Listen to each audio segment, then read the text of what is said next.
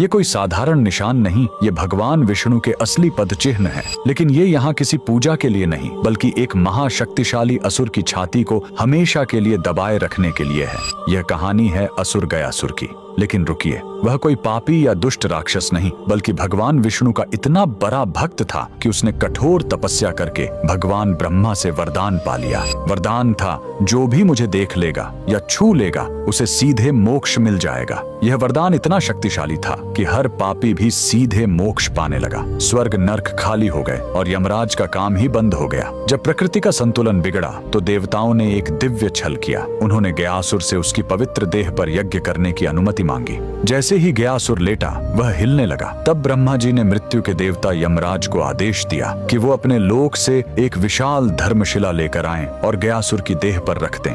लेकिन गयासुर फिर भी हिलता रहा।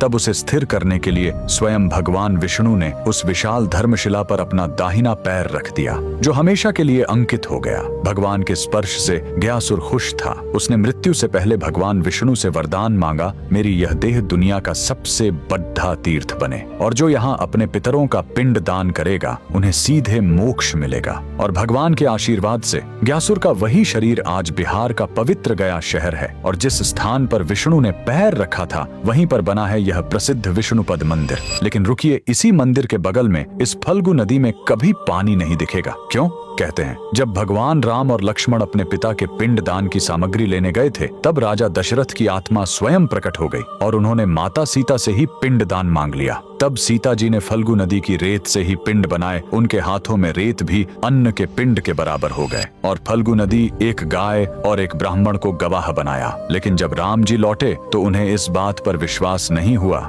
कि बिना सामग्री के पिंड दान कैसे हो सकता है। और राम के अविश्वास को देखकर तीनों गवाह डर गए और झूठ बोल गए। तब क्रोधित होकर सीता जी ने तीनों को श्राप दे दिया और फल्गु नदी को श्राप मिला कि तुम हमेशा सतह के नीचे ही बहोगी। कमेंट में जय श्री विष्णु जरूर लिखें।